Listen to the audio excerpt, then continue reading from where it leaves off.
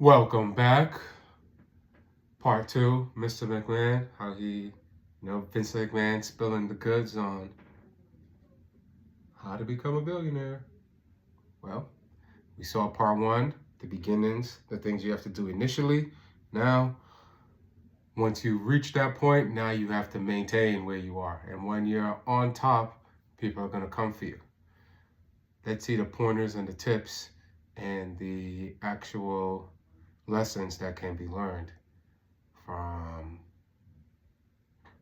what Vince McMahon did.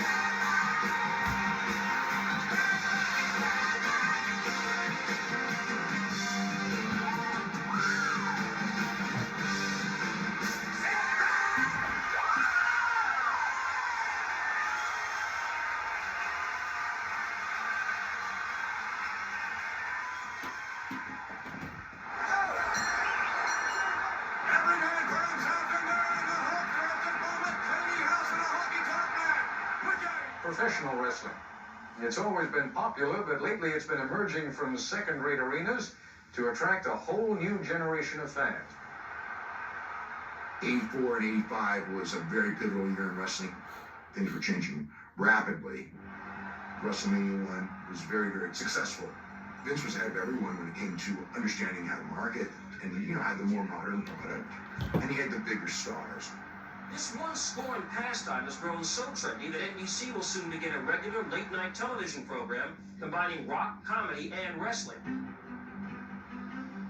Saturday Night's made it up with NBC late night, whenever Saturday Night Live takes a break, and it had a big impact on the perception of the business. That was a real big deal to be on network television. My love, my life, wrestling is on network television. Oh my God. That was crazy. Oh yeah! Morgan scoops him up! When you look at pivotal moments in our industry, Saturday Night's main event was a huge coup. So WrestleMania is this huge success. And they start doing more TV shows, more live shows. Now they're out there every night, touring the country. But you're doing all of this on the backs of the wrestlers, who have to work twice as hard to make the business grow. We wrestled 7 days a week. I don't know if people knew that or not. We had no time off. It was 7 days a week, 52 weeks a year. They weren't unionized. And so since they were all, the business is still, it's never been mainstream before, so, they don't have things like unions. It's kind of like a dirty underground business. So Vince exploited that to the detriment of the health and safety of his workforce. But because there were so many people coming, he can always flush in and out, in and out, in and out, in and out, in and out. So it was like an endless resource of talent.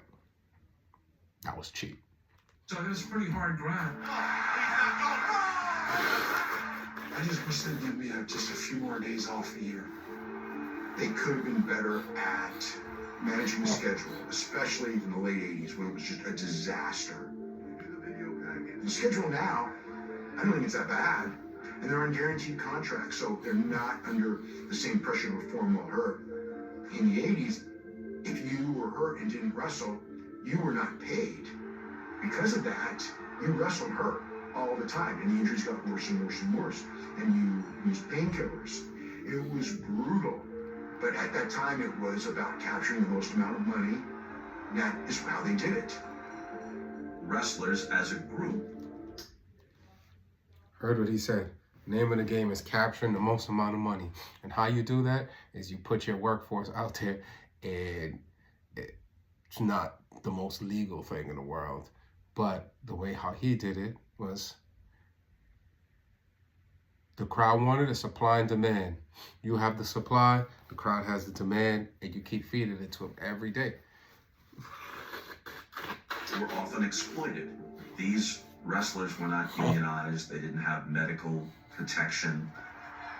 There was definitely a need for a union in wrestling. That's what Jesse Ventura was trying to do. Please welcome Jesse the Body Ventura. Right before WrestleMania 2, Jesse was trying to start a union and undermine Vince. I'm here to make sure that Vince McMahon tells it like it is. You know, I was on Vince McMahon's team all the way, so I went straight to Vince and said, hey, Jesse's stirring shit up, man. You know, he's trying to start a union here, and next thing you know, you're going to have a bunch of wrestlers walk out on you in Madison Square Garden, and just want to let you know what's up. Hulk Hogan double-crossed Jesse and ratted out all the guys that were trying to get a union going. Hulk Hogan stoozed him out. Hogan ratted him out. The whole thing was a sham. It was something he pulled out of the air, mostly like we should get together. And quite frankly, no one in the locker room would ever get behind Jesse. So what Vince would do, he'd call each wrestler one by one. He's like, I know about the meeting. Everybody that showed for this meeting will not have a job in the morning. So nobody showed up. It was almost always acknowledged that these guys will never go for it, and these guys will never stick together. And the wrestlers would tell me that too. We say boycott WrestleMania altogether, and then half the guys are going to go back and do it and undercut us. Unionizing never happened. See, it's a selfish business, and he knew the business that he was in. So once he threatened their job security and every one of them wants to be a star, they're going to work for him because he's the biggest game in town. And he knows the kind of men that he's with, so he knows how to manipulate them and get them back to do what they're supposed to do, which is put fans in the seats and put money in his pocket. And I think it's actually less likely to happen now than it was right before WrestleMania 2. WrestleMania 2, what the world has come to. Yeah, WrestleMania 1 was such a huge success. So what do you do to top this? Oh, I know. We'll have an event from New York. We'll have one from Chicago. We'll have one from LA. 3 shows in one day? Okay, it's kind of impressive. WrestleMania 2 and the 3 cities, that was a disaster. To try to send a signal from 3 different cities, it felt like we weren't in control. You know, Vince could not be in all 3 places. Beg your pardon? We have technical problems. I just remember after that, Vince goes, we'll never do that again. You know? WrestleMania 2 was a success in that it made money and that it wasn't a total catastrophe. But even if it was a commercial success, it wasn't a spectacle on the level of WrestleMania 1. So WrestleMania 3 then was like, what am I going to do? I knew there was a very large stadium in Pontiac, Michigan. It seats 93,000 people or something like that. It was almost like, wow, would you really do that? And I thought with the right attraction we could. And that involved Andre the Giant. Andre the Giant, ladies and gentlemen, is the only undefeated superstar in professional wrestling. Also with characteristics of people who make an exuberant amount of money. Many of them think outside the box and try to think larger than life. These are characteristics of them based on my studies. Larger than life, outside the box. You know, it's crazy to think you could have filled a 93,000 seat stadium with wrestling in the 1980s. But when you built a star like Hulk Hogan, like the way Vince and they have a partnership together and the way how they took everything, as you have somebody to go along with, the journey is much easier. One person does the work in front of the folks that draws in the attention. The other one does the back scene work. And that's how great partnerships, and that's how billions of dollars are made. Versus Andre. Even though they had met many times in the past, in order to sell tickets, we would sell it as if they had never met. But I had to convince Andre to come back to the business. At the time, Andre's health was failing him. He needed a crazy back surgery, as I recall. Andre did a film in the UK. And he just was going to cash his chips in. Done as much as I can in the business. I'm hurting. I can't move. I'm in pain. So I went over in the middle of that film. He said, Andre, here's what I want to do. I want you to get the operation that you refused to get. And I want you to come back. And I want you to draw the largest crowd that's ever been drawn. How many seats, boss? 93,000. He laughs. I said, no, Andre, I'm serious. You versus Hogan, with the way we can present this, you as the heel. Because he had never been a heel, a bad guy. He was always, a baby face. So he thought about it. And, okay, I'll get the operation. I'm here for one reason. To challenge you for a world championship match in WrestleMania. So, right, to have the foresight to take, remember, creating a spectacle, to take Hulk Hogan, who's the biggest star in America, and then to take Andre the Giant, who was the biggest star 10 years prior, right? Who's 7 feet, maybe 5 inches, 500 pounds, and Hogan, who's 6'8", like 300 pounds, put them in this one ring to fight in front of 93,000 people. Of course, that's going to sell out. It's probably the biggest thing ever at that point in time. But once again, pushing the boundaries, doing things that people don't think that can happen, and no, Andre back was out, but with the proper, with enticing the human ego, especially a superstar's ego, the right way, which is what great salesmen do. Promoter salesmen, they entice you. So even if you know that you shouldn't be doing it, the enticement of how it will make you feel and your accomplishments as a man triggers into that emotion to get you to come in here and do this. So right back to what we said in video 1, triggering emotions. Something you have to do. Almost all great billionaires trigger some type of emotional reaction out of you. You can go from, and I'm not talking about ones who, like I always said before, I'm not talking about billionaires who got it, through trust funds or whatever. I'm talking about ones who actually built a company out the mud that we've seen with our own eyes. Not hedge funds, not stocks, even though those principles do apply in different aspects of it. Are you not Not quite gonna the fight same. him in WrestleMania 3? Yes or no? Yeah!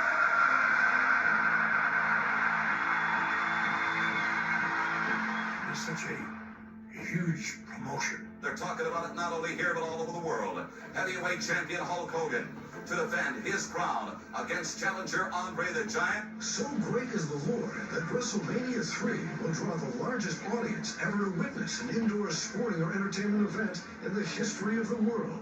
We sold 93,000 seats.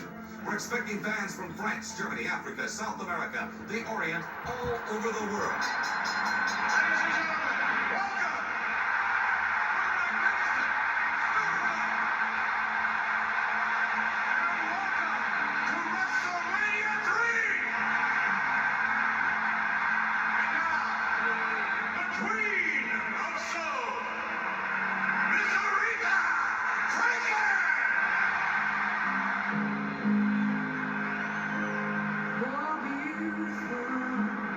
Take a look to see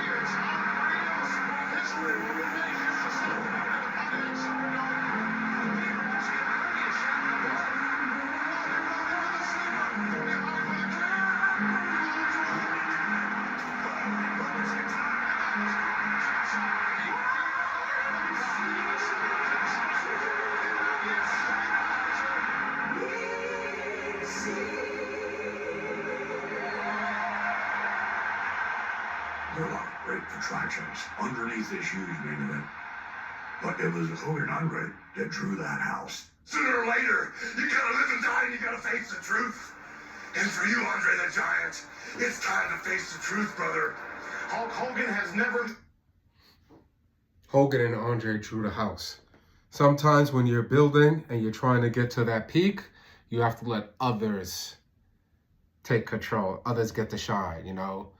There's only but so much you can do in your capacity. You have to give others the opportunity, other people in your organization the opportunity to help your company grow, as long as making them grow as individuals and stars and professionals and so forth and so on.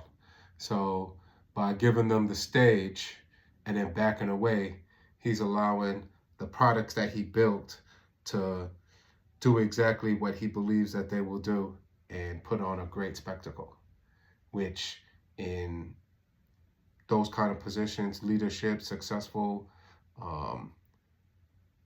high ranking, you have to trust your underlings to be able to do the task that you need them to do without you being in the way, and allowing them to have the credit when it gets accomplished. That way they want to do it for you again. The human ego, especially with superstars and when you're building, the human ego can allow you, if massaged properly, can allow you to accomplish anything.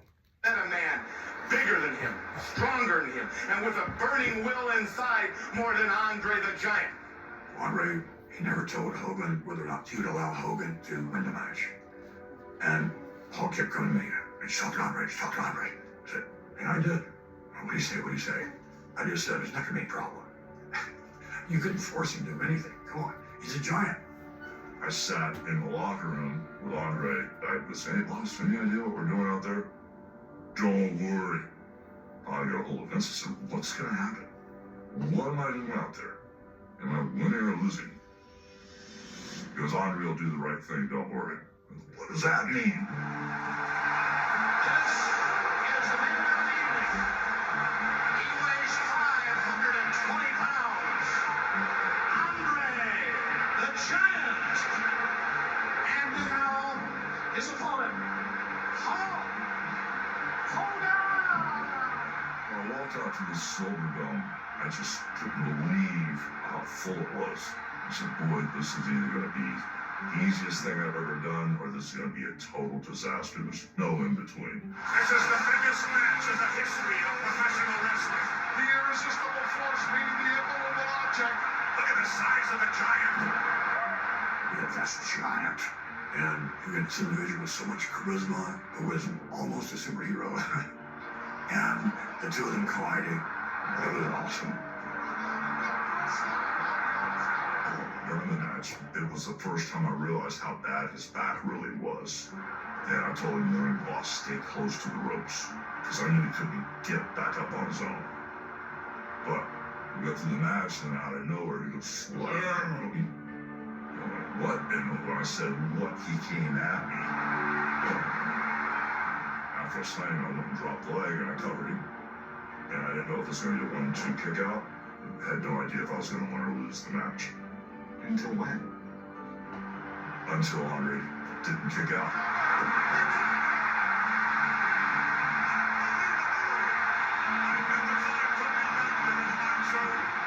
That moment in time is just something very, very special.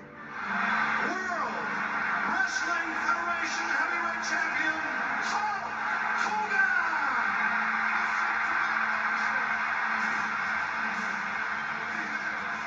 That probably is the greatest attraction we've ever had. That's something I'm very, very proud of today. WrestleMania. Right. So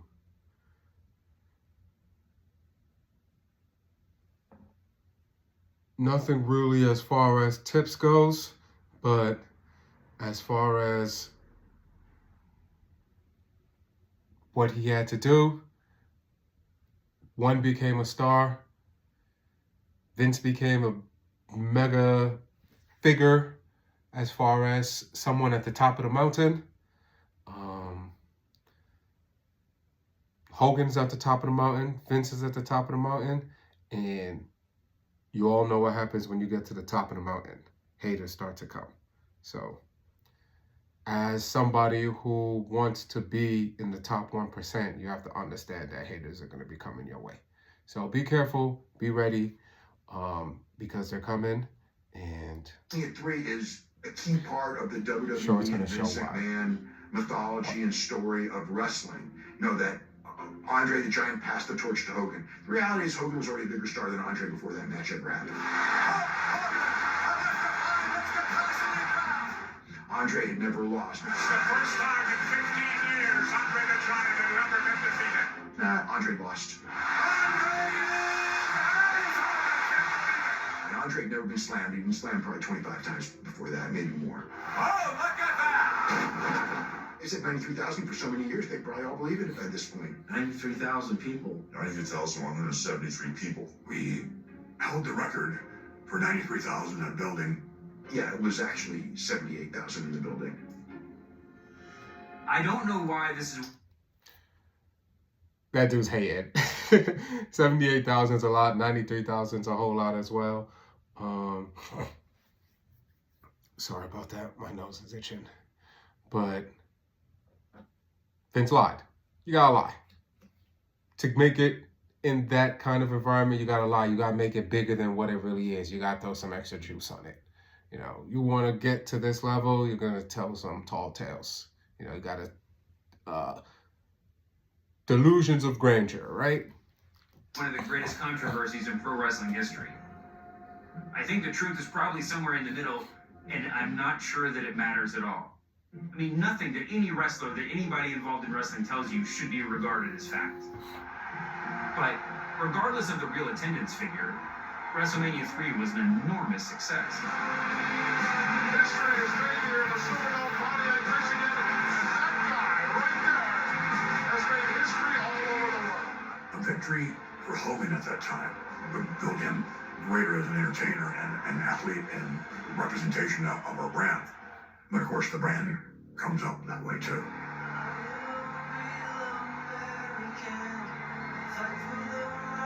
WrestleMania 3 changed the business, and it launched me into superstar status.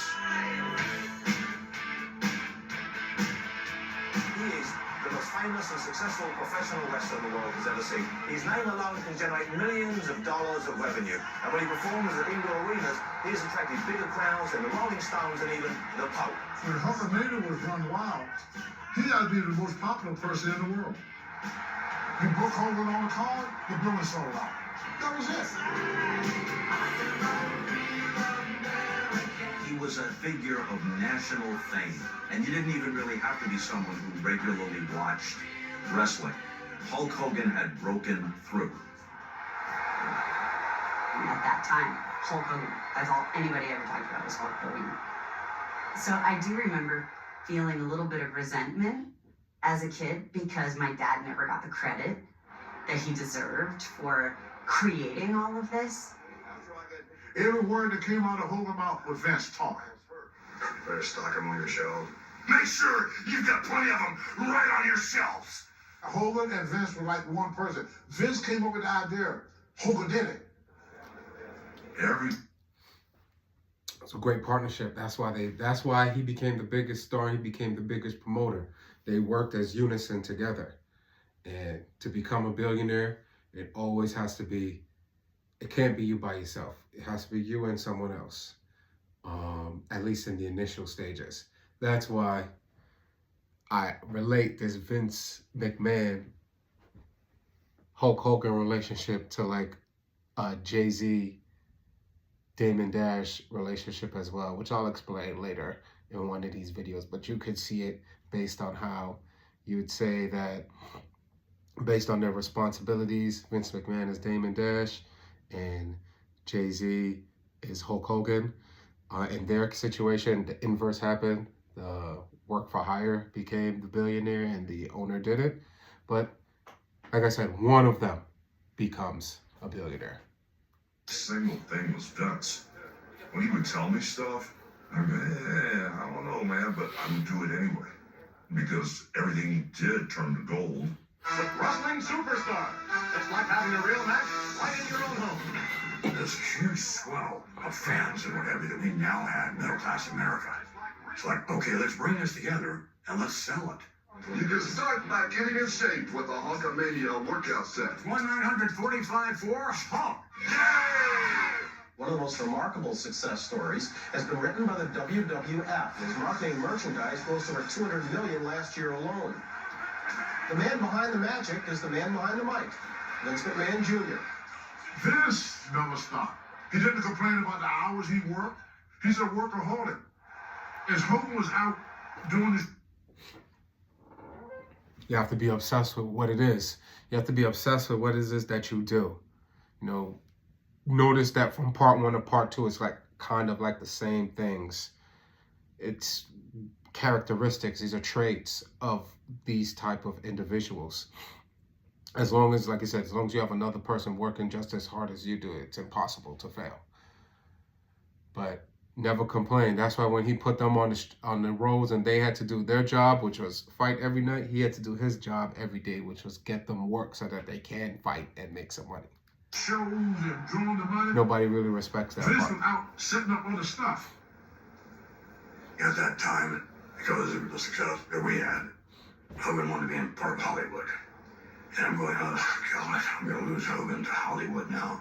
And I said, Terry, look, if you want to do a film, I'll do one with you. Of course, I knew nothing about filmmaking. So Terry and I decided, well, all right, then we'll go write a movie. It was basically... Remember, they just lost Ventura to Hollywood. So they didn't want that to happen again. So to keep his likeness and everything, I guess Vince just decided to make a movie with him. Vince and I My brother spent used to two and a half love that days in a movie. hotel room writing the whole script. We just didn't know what the hell we were doing. We were just having fun.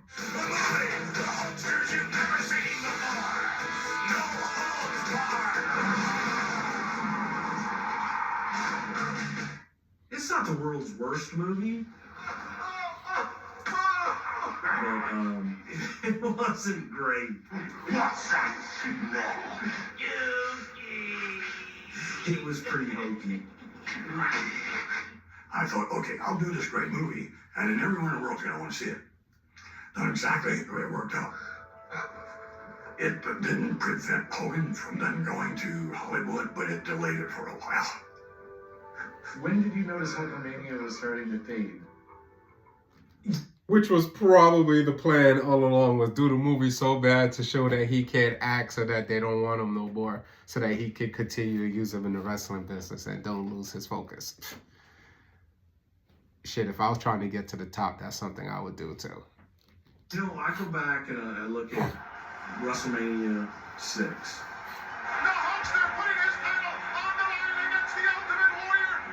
At that time, for Hogan, the star may have been fading a little bit. Do you want to live forever? You can't just stay on top every day, every year. It was probably time for Hogan to be on the bench for a while. Hulk's getting older, and you need something new. And Warrior had a groundswell of popularity. The Ultimate Warrior was built better than me, and his colors were brighter than me. The only one problem he had was he really wasn't in love with his business. It was a situation beyond that shiny object. There wasn't much go. But I did what Andre did for me. I passed the torch to him.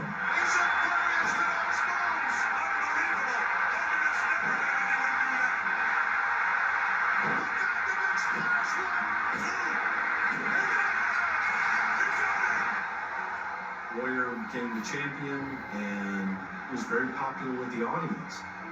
As popular as Hulk? No. As time went on, Warrior wasn't all we had hoped he would be, and he was not a popular person backstage. So immediately you look at, well, oh my God, we need to move back to Hulk. We had this storyline in which Sergeant Explorer who was a big, huge fan favorite. He was a Marine Corps drill sergeant and a great American. So he, as a babyface, a good guy in a parlance or business, was turning into a bad guy. And like any good organization, you're always like, okay, what can I take from pop culture? What's happening out in the world? You know, and how can we present it in a different fashion? So there was a lot of heat, as we call it, with Iraq and USA. Troops and civilians are on edge in the Middle East. Remember, he used the same play in 1984 with Iran and the Iron Sheik. And that was a total success. Let's see what happens here. So, okay, good. Then we can capitalize on that. My guest this week, ladies and gentlemen, is the former United States military man, Sergeant Slaughter. Now, Sergeant D.D., dishonorable discharge. Sergeant Slaughter then sort of was drafted into the Iraqi culture, so to speak. And now he wanted to represent Iraq. I will take the flag of the brave Iraqi country and raise it high in the air. And so This shit was wild as fuck.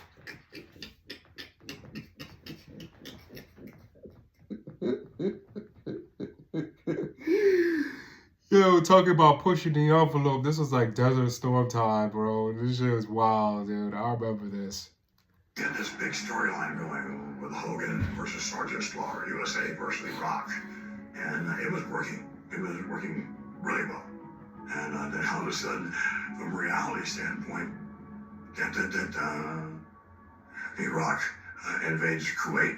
We have Desert Storm. As I report to you, air attacks are underway against military targets in Iraq. Having Sarge as an Iraqi sympathizer, it was way too fresh and way too new and in the now. It was like, well, wait a minute. I've got, a relative over there or a niece or something like that that's serving our country. But the audience really didn't want to see it. We got to the point where Sergeant Slaughter was getting death threats at home and they want to kill his wife and kill his kids. So as far as telling a wrestling story, it worked awesome. I just thought that, boy, this is a risky move here. Americans could die in this thing, so change it up. Back off of the storyline just a little bit. But, still have the match. Once again, the largest pay-per-view audience. Used the same play in a different time, and it backfired. Huge mistake. Sometimes you can't run the same play over and over again.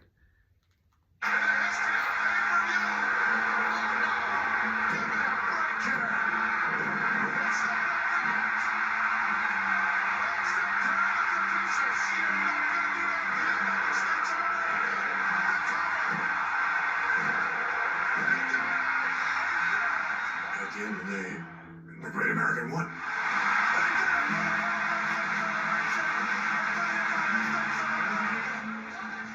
The wrestling of the early to mid 80s, I liked it a lot. I was very amused by it. But it took a nastier turn somewhere down the line. And at some point, it ceased to be something that I was comfortable being involved in. Well, you learn from everything.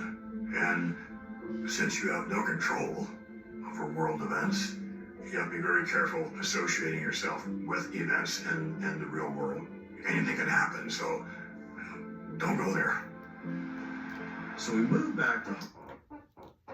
Right? Remember we talked about invoking emotions? Well, there's a delicate line that he didn't bother to adhere to, and therefore evoked too much emotions, and then lost somebody like a superstar broadcaster like Bob Costas that used to be your in-ring announcer, right? You lose that, and you lose some fans, you lose some people, and then a good billionaire always learns from his mistakes. Sometimes you shouldn't go there. And there wasn't, thank God Hulk's back. The audience was tired of Hulk, at least Hulk in that role of being the All-American, being the hero. They were sick of him. And on top of that, there started being the whispers of the Dr. Zahorian trial and the whispers of all this other stuff.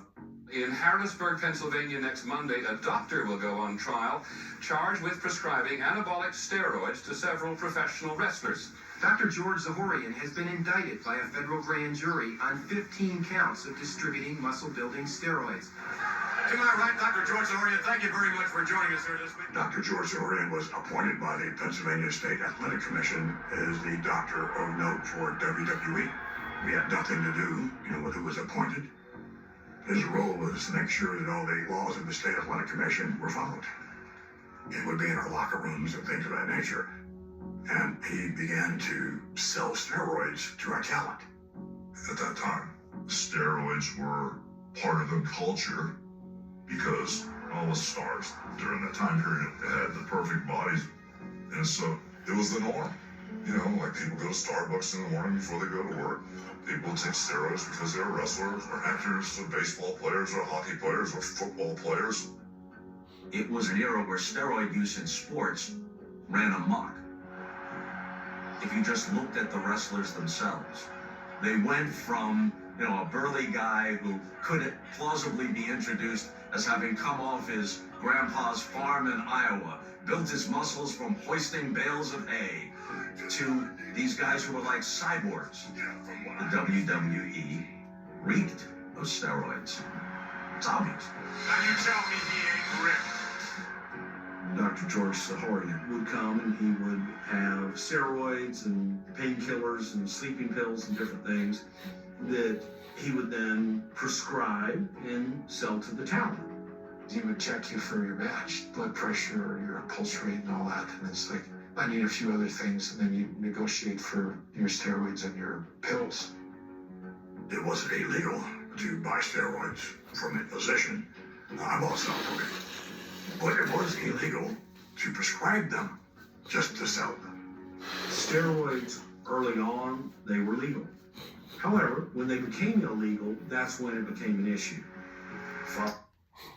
One thing I like what Vince did, excuse me, I'm still under the weather, but something told me I had to do this today. He didn't separate himself from the bunch. He's going down with the ship. He said, yeah, I did the steroids too. So it's not just my workers, but we all are in it together. And one thing about Vince that I've said, when you're caught, just tell the truth. You're caught, you're caught. They got you. On Reagan's era of war on drugs, just say no. The laws started changing, and at some point, steroids were categorized as, I believe, a class 3 substance. The feeling was that doctors were prescribing them not for the purpose that they were intended for. So George Zahorian was arrested by the federal government. The government came down hard on him and sent him to jail. It's hard to believe what's occurred today. All of the media hoopla behind the steroid trial definitely came at a really bad time for Vince. And we had just started the WBF, the World Bodybuilding Federation. Here comes the World Bodybuilding Federation. I've always enjoyed bodybuilding and physiques. So I thought maybe, okay, I could get these bodybuilders to perform various routines and add a lot of entertainment value to it. Turned out not a good time to do that. Because bodybuilders, all they do is take steroids. So the writing's on the wall. This is not going to work. Decided on, let's fold this. At that time. Example of how you fail, not reading the room. You got to read the room. You got to know the situation you're in.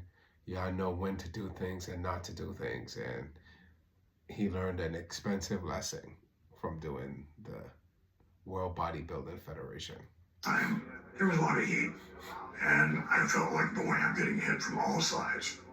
Most of us think of professional wrestling as harmless entertainment and Hulk Hogan as the king of the ring. But was there a sinister side to his success?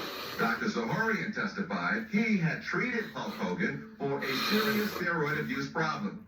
After the Zahorian trial, Vince ended up being pressured by the media to start steroid testing. When you see this symbol, you can be assured of drug-free sports entertainment that you and your entire family can be proud of. I held the press conference. Once again, you lied because drugs is rampant through wrestling and something that's just part of it because of what it is, what they endure, what they go through. But to be a billionaire, you gotta lie straight through your teeth. Where does that, hey, look, you know, I took steroids, I'm not anymore. And we're going to establish protocols and procedures to make certain that none of our performers do either. World Wrestling Federation will be the standard bearer for drug-free sports and entertainment. The same day, Hulk Hogan went on the Arsenio Hall show. Your name came up recently when a doctor got himself into trouble. Have you heard about this? Oh yeah, I've heard about it. I remember talking with Vince about going on Arsenio Hall, and he thought it was a really bad idea. My suggestion to him is to come clean. That's not what happened. I'm not a steroid abuser, and I do not use steroids. It's like, oh God, please. You know, just tell the truth. It's so much easier. Hulk Hogan went on the Arsenio Hall show and It's so much easier to tell the truth when you're caught, right? Because you can always beg for forgiveness later. If everybody knows and you're denied it and everybody knows, nah, they not really fuck with you no more. Because if you could just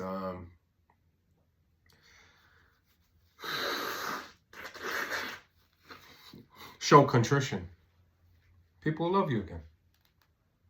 told everybody that he only took steroids 3 times. He lied like a dog. And I myself injected him personally. I injected Hogan with steroids many times. I self-destructed my own self. You know, that was one of the worst decisions I ever made, was not listening to Vince. When you do stuff like that and don't tell the truth, then it's an open door for people to come get you. And unfortunately, we were caught in the crosshairs of that as well.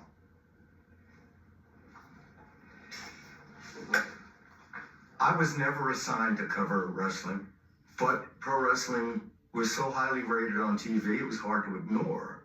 And I slowly began to feed into my column. The further you go up, the more scandal you're open to. So now you have people who are gaining interest in something that wouldn't have gained interest before. Once again, you got to have that thick skin, knowing that bullets are going to be flying at you. And you have to be able to have the wherewithal and the mental fortitude to take on all the opponents that come before you and stand victorious against them. It's ruthless. The newspaper columnist, Phil Mushnick, with the New York Post. Try to be nice here, but there's nothing nice to say about him. He seemed to be on a vendetta against the company, and Vince in particular. Phil Mushnick was digging for anything he could possibly dig for. I don't know why his vendetta still does against our company, against our form of entertainment. Against me, I don't know why. Because he's a dirtbag. What Vince had by running wrestling is that it's wrestling. So Is there a billionaire that's not a dirtbag? Let's be for real. Once again, go look at Urban X, the Black Dot, who really wants to be a billionaire. His little breakdown, I think it's like a 2-part breakdown. He already gave us, you know, what the things you have to do to get there. And I'm just like using that as well in my analysis. So shout out to Urban X. There's a lot of great breakdown material from the guys, and the guys show you how to see things between the lines. Real reporters, for the most part, it's wrestling. We don't want to waste our time covering it. And Phil Mushnick was the one guy to cover it, and he wrote very, very strongly against Vince. Stronger than I would write. Back then, no one had seen anything written critical of pro wrestling in mainstream media. And when I first wrote this stuff, my mailbox was stuffed with messages. And they essentially all read the same. You don't know the half of it. You don't know how truly bad it is within the ring and within the locker rooms. And I returned some calls, and it was mind-blowing. You know, as wrestling becomes more popular, naturally people are interested in, the stories of what's going on behind the scenes. And pulling back the curtain in the pro wrestling world can be pretty shocking. You know, the stories of depravity, of sex, of violence, of drug use. We would have been looked upon in today's society as some of the worst human beings walking the face of the earth. I mean, we abused the hell out of women. All of us did. You know, they was like a tool for us. You don't have to do a lot of research to understand that being a woman in or around the pro wrestling world at this point in history was not necessarily a safe place to be. I hear some horrible stuff about women in wrestling. Horrible. With us now, ladies and gentlemen, Superfly, Jimmy Snuka. For example, the Jimmy Snuka thing, when that girl got killed. In 1983, Jimmy Snuka was the most popular wrestler in the company at the time. Something happened in a hotel room in Allentown, Pennsylvania. His girlfriend hit her head and died. The forensic pathologist who investigated thought it was a homicide, but at the time, no charges were ever filed. Superfly, Jimmy Snuka. And was the power of Vince involved in that? I think that Vince had a hand in making it go away. I mean, exactly what? I don't know. And hell, brother, it's gonna be hot. Hot, brother. No doubt. At this point, most fans didn't know about these sort of darker stories about pro wrestling. And Phil Mushnick was one of the first people to really bring this out into the public space. Phil Mushnick was vigilant against Vince. He had told me once, and he said, like, I've got a story, and the day I write it, they may have to close doors the next day. A battle royale in professional wrestling over new allegations of sexual harassment by top officials in the sport. This growing scandal could put wrestling down for the count. There was so much going on at the time, and one accusation is that someone from our organization was coming on to someone on the ring crew. The Ring Boy scandal began with a fellow named Mel Phillips, who was what they call the ring boss. He would bring with him ring boys. In too many cases, these ring boys were underage, and they were... Not my favorite topic. I don't know why, especially with these big industry things like titans of industry and these big dollars, there's always some type of deviant, hellacious behavior always associated with it. I don't quite understand why, but there's always some sex scandal involved. Large amounts of money and sex just don't go together, it seems, in business. I don't know. Being sexually abused. Former ring boy Tom Cole says the top WWF executives sexually harassed and abused ring boys, the teenagers hired to put up and take down rings at matches. Mel Phillips was a total pedophile that preyed on young boys, and if these young boys were complying with their requests for sexual favors, they weren't hired. And then I learned there were others involved. Terry Garvin, an executive in Connecticut, and Pat Patterson, one of McMahon's top executives. These guys be having some weird shit about them, man. I don't know. I don't know if it's a power thing. I don't know if it's the higher up. These executives got some wild shit that... See, they was doing Diddy shit way before Diddy, man. This shit is... ugh. Vince McMahon along with wrestling great Pat Patterson. In a business, I'd love to skip this, but it's part of it. Pat was gay and openly gay, but Pat prospered and became a top guy everywhere he went. I was grabbed on numerous occasions on my testicles, on my buttocks by Pat Patterson of the World Wrestling Federation, and Terry Garvin propositioned me when I was 16, offered me cocaine and all kinds of drugs to have sex with him. When I refused, I was let go from the company when I was 16. I think Vince is guilty of aiding and abetting the Ring Boy scandal. At best, he's guilty of rank neglect. I agree. When you're in charge, you have to oversee everything. I know it's very difficult and some things fall through the cracks, but, you know, this was not a good look for my favorite CEO ever. Well, who I believe is the top CEO in my lifetime. Yeah, this is bad.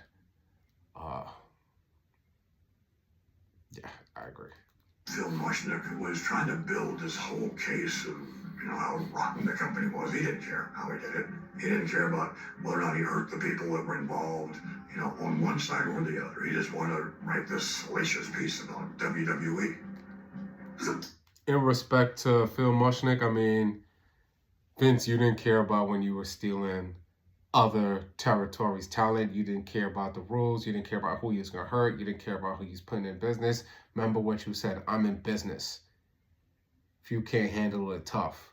Well, you're in the business of wrestling, and homie Phil Mushnick's in the business of writing the news. So you just have to take your big boy pants on and deal with it. Just like you told everybody else. You know what to do. Pedophile ring. 3 of these guys were all in on it. These were real kids being sexually abused on McMahon's watch. I do think there was a lot of turning a blind eye to some of the things that were going on, but I don't think anybody could ever prove anything. It was kind of like, how do you prove it? Eventually, Vince settled with Tom Cole, Mel Phillips, and Terry Garvin. They were let go and never worked there again. Pat Patterson resigned, but during that period, Vince and I talked. He goes, one of the 3 was innocent. And I go, well, who? And he goes, Pat Patterson. And I go, so why is he gone? If he's innocent. He goes, you don't understand running this business. It's a gay witch hunt. And he had to go. Most people in wrestling that were around believed that Patterson never acted unprofessionally. And months later, Patterson was back. In regards to the allegations made against Pat, nothing has ever been substantiated, and I just don't believe it. Oh, please, not me. He's done no movies, Patrick. None of it rings true. The others, no comment. We all knew Pat was doing this stuff. I didn't like Pat because he kept grabbing my pecker in the locker room. You what? He would grab my pecker. Yeah. Did you guys complain? To who? He's a booker. He's a number 2 guy in the office. To who? You should have kept that to yourself, homie. You too big to be talking about this little fat motherfucker grabbing your dick and shit, son. Yeah. For fucking money. You should have kept that shit to yourself. Yes. You know nothing about the wrestling business, does you? Ain't nobody to go to, son. You either take it or you go home. Who you gonna complain to? Vince. For what? To get fired? He needed Pat more than he needed me. Pat was like the savant of professional wrestling. And he was Vince's right-hand man when it came to booking. And, you know, was very, very valuable in the company. Did Vince protect Pat? I wouldn't say he protected him. I would say he protected the business. These allegations are absolutely absurd that have been raised. McMahon insists it's all just a conspiracy to wreck his business. And it just seems as though they're all ganging up on us all at one time. There's no sign the charges have done any harm. No, wrestling or whatever this is has survived scandals before, and there is no reason to believe this one too won't be drowned out by all those fans who couldn't care less. What reaction there was meager from legitimate media. Those who seemed to eat it up were the scandal shows, like the Phil Donahue kind of show. Here you are being accused, Mr. McMahon, of presiding over an organization that looked the other way while these sexual harassment activity was taking place. I want a few people in the world who enjoys confrontation. If there is a situation like Donahue, you know, I have no problem at all. That's a great characteristic as well, enjoying confrontation, because as the head in charge, you're going to have to deal with confrontation. You're going to have to know how to deal with it, whether it's firing somebody, going in front of the media, whatever it may be. You're going to have to know how to work in uncomfortable situations. And I'm pretty sure that this was a very uncomfortable situation for him at the Phil Donahue show. Confronting someone, especially when they're lying. You did a horrible job. That's the only reason why you were fired. Donahue was an opportunity to stand up for himself. I don't think it went the way he wanted it to. Sexual harassment is running rampant in the world. Where were you all these years? His father blackballed me all over the top. I didn't sleep with your vice president. 2 weeks later, I'm fired. But I don't know that that happened. And whether it's a good decision or a bad decision, at that time, at this time, I did it. I was sitting right next to Vince. He was not comfortable. At one point, he whispers to me, "This is the longest hour of my life." This is not the truth, okay? You lie about this to children. You're finished, kaput. I don't buy it. Good. I think that this was one point in his life that everything was kind of coming down at once. There was a bit of frustration in what he couldn't control. Oh my gosh, there were so many scandals going on with who was dating who was sleeping with who. Do you remember any of those? Well, you know what? Let me try to do. I'm trying to be really cautious on doing this. I don't know what they want out in the open or not. I know there was some. How does he do this? I don't know. It's like he's the boogeyman. Nobody says what everything that really happened. We'll never know. And it's like there's a trust amongst them all not to say what's happening here. So some way, somehow, he's gained the loyalty of most of his talent. Girl that I think was a girl referee that had claimed that Vince had sexually assaulted her. For the first time ever, a lady referee. And I remember Rita Marie, the referee, because there was only one female referee in wrestling at that point in time, and it was her. Vince was definitely trying to push her as the hot blonde woman ref as a character in his soap opera. Rita Marie, ladies and gentlemen, the very first ever lady referee in the World Wrestling Federation. Hopefully we'll be seeing more of her in time to come. When you're accused of this and accused of that, and it's like there's this deluge of things, you're this, you're that. One of the things was an alleged rape that never happened. I was forced into oral sex with Vince McMahon. When I couldn't complete his desires, he got really angry, started ripping off my jeans, pulled me on top of him, and told me again, if I wanted to have $1 million a year contract, I had to satisfy him. And if I didn't satisfy him, I was blackballed. I was scared. My wrist was all black and blue. He just didn't stop. But you're accused of rape. You're a rapist. But it was consent. I notice a lot of these guys who build stuff from nothing are in these problems. And I don't know if it's a power complex. I don't know what it is. But this shit be happening. And actually, had it been a rape,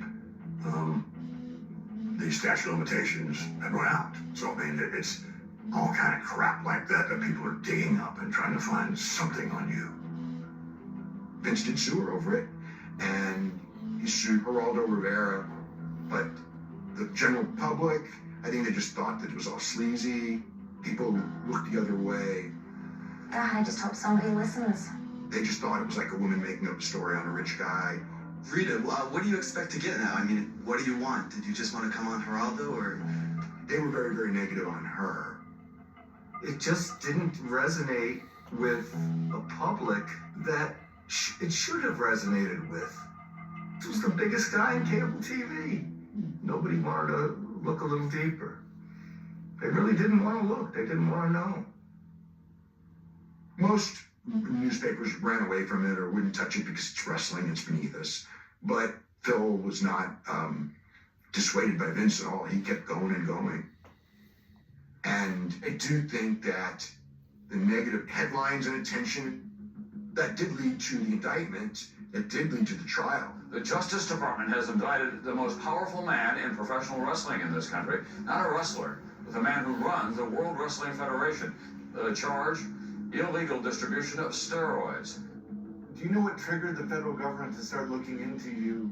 Well, take Phil Mushnick. Now you're so big, you got the attention of the feds. Is that something you're ready for, that type of attention, that type of scrutiny? They all have to go through it. Sure. Law enforcement, somewhere or another, has always interjected with these titans. Some way, somehow, when you get too big, some way, somehow, law enforcement always gets all of involved. us.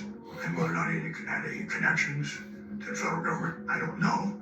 But again, that's where it seemed to begin. I was an FBI informant, I admit to that. You know why? The FBI would read what I wrote and then act on it. When the indictments came, there were no indictments or anything on the Ringboy story or recharging. There were steroid indictments. The 3-count indictment charges that he conspired to defraud the government by possessing and distributing steroids through Dr. George Zaharian. Good morning, guys. Man. It was not a good morning for World Wrestling Federation owner Vincent McMahon. On this day, he was in federal court entering a plea of not guilty to charges that he bulked up his wrestlers with steroids. Prosecutors say McMahon, who admits being a former steroids user himself, is a corporate drug pusher. McMahon's lawyers, on the other hand, say the wrestling mogul is the victim of a government witch hunt. Sometimes life isn't fair, and unfortunately, for me, I believe this is one of those instances. The federal government, the Justice Department, can be the biggest bullies. They have unlimited resources. The average person can't afford to buck the government. They just can't. So that's why so many people cop a plea. They wanted me to cop the plea. He would have to plead guilty to some charge, but he would pay a fine, and everything goes away. I wouldn't do it. I wasn't guilty of anything. I said, fuck yourself. If convicted, McMahon could... You gotta be one hell of a motherfucker to tell the feds that, because now they're going at you harder than ever. Pause. But, you know, you must have not done it. Faced up to 11 years in jail and $500,000 in fines on each count. So right before the trial, Vince had neck surgery, and so he goes into the trial and he's wearing a neck brace.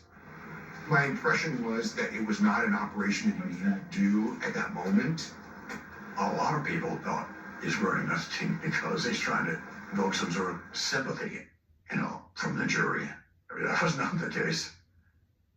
It's impossible to not think there was some sort of storytelling contrivance behind it. I mean, in pro wrestling, bad guys would wear those neck braces because they knew the crowd would boo them for, like, being overly dramatic. It's not a facade. I'm not well. With Vince, everything is a show. Even in the midst of this very serious trial. I mean, there's a lot at stake here. It was a tense time. If he was proven guilty, that would have been a problem for us, and they would be off the air. During that time, there was a lot of turbulence. And instead of people cheering me nonstop, I hear a couple boos here, Instead of we love Hulk Hogan or Hulk May live forever, I see a sign up that said, hey, did you take your shot today? And so I didn't feel like I was in control of the crowds anymore. And that's when I told Vince I needed to go. And it was not an easy conversation.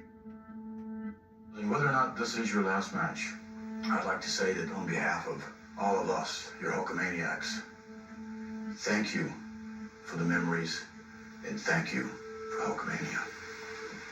Thank you. I don't think people fully appreciate how dire things were looking. All the scandals were all piled on at the same time. And it was a great opportunity for our competition to make a move. At that time, Ted Turner, who owned WCW, he was my biggest competitor. I've been involved with the wrestling business since we started televising it back in, I think, 73. Ted Turner is one of the pioneers of cable television. Obviously founded TV networks like CNN, TBS, TNT, and he was one of the first people to broadcast professional wrestling nationwide. We were the #2 wrestling promotion in the world. Good morning, America, and welcome to WCW. We might as well have been number 202. That's the distance between WWE and WCW. The type of programming, the content that WCW was producing prior to me being hired as executive producer was just a really bad imitation of what WWE was successful at. There was no vision, there was no strategy, there was just throwing things up against the wall and hoping something would work as long as it looked something like what WWE was doing. I had been following the steroid trials and all of the controversy and everything that went on as a result of that. I was very well aware that Hulk had left WWE and was going to pursue television and movies. And coincidentally, I was down at Disney MGM Studios shooting my show for WCW, while Hulk Hogan was at Disney MGM Studios shooting a show called Thunder in Paradise. Here comes Eric Bischoff wandering over to the set, and he said, "We really would love to have you, consider coming back to wrestling. We know you're filming the TV series, even if part-time." I said, "Let's talk. Let's talk." I was not happy with the acting and being locked up in a trailer most of the day. Just wasn't me. Hulk was torn because he loved wrestling. He missed it, but he also had two very, very young kids at home. And it was really important to him to not be on the road 300 days a year. And WCW provided Hulk an opportunity to do both. The nature of our contract was you may have a total of 30 appearances a year as opposed to 300. Ted Turner was given these guarantees. We're going to give you $1 million a year. How many days do you work? Well, how many days do you want to work? I want to work 100 days. Okay, you got it. Where WWE, I know when we were there, it was 7 days a week, 52 weeks a year. Right, so now this is CEO Wars. This is when the millionaire is going against the billionaire. Ted's the billionaire. Vince is not. But they having CEO Wars. Now Ted's checkbook is bigger than Vince's checkbook. So Ted can write checks that Vince can't cash. So at this point in time, Ted is just cashing out everybody. He's doing the same thing that Vince did to everybody else in '84 to start his expansion. So now it's going full circle. He's going up against somebody whose pockets are way larger than his. I just looked at it as, wow, I have this amazing opportunity. I'm going to put my salesman hat on. I'm going to get this guy to join WCW. When I left, I had the meeting with Vince, and it was a real emotional meeting. I actually told Vince, I will never run against you, because that was a concern. You said I'm going to go off do movies and do things like that, but I do want my release. But you're not going to compete. No, absolutely not. So it was one of those things where I gave him his release, and next thing you know, he's with the other guys. WCW is and that's why I relate. They have like a Jay-Z, Damon Dash relationship. And I would compare Eric Bischoff to the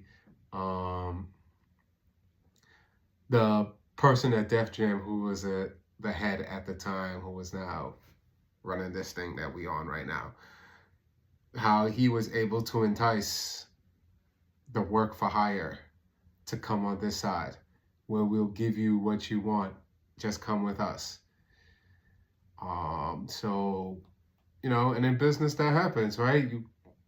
Sometimes the offer, you gotta go, it's just business, right? You gotta go with it. Vince is starting to feel the kickback of the things that he were doing. So as a businessman, you have to understand that this thing goes through cycles. You're gonna have your expansion, your peak, your contraction, and your troughs. So you understand that this is what happens. Right now, he's reached a peak, and now he's trying to come down a little bit. And while he's down, he's contracting a little bit, his competition is racking him up. Same thing he did 10 years earlier. about to dominate the globe in professional wrestling. That's why we're here today. To sign a contract for a match between two of wrestling's biggest superstars, Hulk Hogan and Ric Flair. We had a very close personal relationship. Took him and, of course, made a huge star out of him. And then from there, he decides he wants to flip to our competition and no longer be associated with you. So, sure, emotionally, it hurt. It broke my heart, damn. Hulk Hogan's defection to WCW, right there in the middle of a trial, that was an enormous slap in the face. Even to this day, that was taboo in my book. Vince viewed Hulk as a lifer, but Hulk was offered a better deal with Ted Turner, offered guaranteed money with Ted Turner. Money talks, as the expression goes, I guess. Hulk's looking at it also like, man, I don't know if Vince is going to be there after the trial. I don't know if there's even going to be a company there to work for. It's another day in court for World Wrestling Federation founder Vince McMahon. Vince McMahon was charged with conspiring to beef up his brawny wrestlers with anabolic steroids. This case should go on for several days, and interest is expected to peak when a pro wrestler by the name of Terry Bollea testifies. Of course, he goes by the name of Hulk Hogan. Wrestling insiders say that Hogan will be the government's star witness and testify against McMahon at his trial in May. After I left the WWF, the government wanted me to be their star witness. I was told that if I didn't say what they wanted to hear, the target of the investigation would be directed to me and I might do 17 years. Hogan didn't want to testify against Vince. They forced him to. They basically had something on Hogan and they wanted Vince, and so Hogan had to. The conviction rate in cases like that was very, very high. At this point in time, Vince was so powerful that they would let Hogan walk on whatever they had him on. They would let him walk just to get Vince. So at that point, it was like, God, the odds are looking... Meaning, they didn't have shit on Vince. Against Vince. I think a lot of the stuff in there is evidence of what I believed all along is kind of proven to be true. I was there for 2 weeks, and I can tell that Vince was just scared to death. Vince was in serious, serious problems at that point. I truly believe in the law of the jungle. Something's weakened, then you want to pile on it, you want to kill it. So, at that time, it was coming from everywhere. How could it possibly stand up to that and hold up, Law of the jungle, I get it. I was granted immunity, and I said, well, cool, I got it. I know what I'm going to say.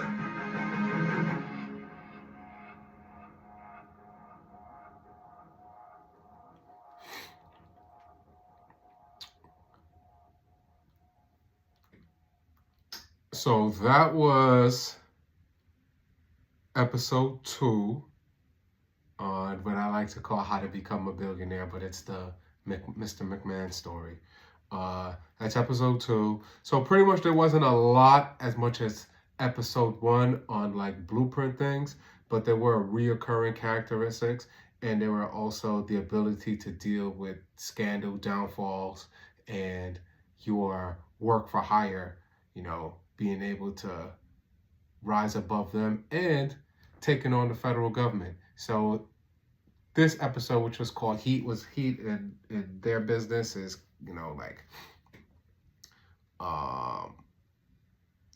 gaining problems, getting shit on you, like having people mad at you. And, this was mostly about resiliency, how to be resilient, the type of person you have to be to push forward in order to reach that status or anywhere near close to that status. If you agree, disagree, put in the comments, like and subscribe. Hopefully we could do a recap. I'd love to talk to folks about it, see what they think, share ideas. Just post for me. Thank you.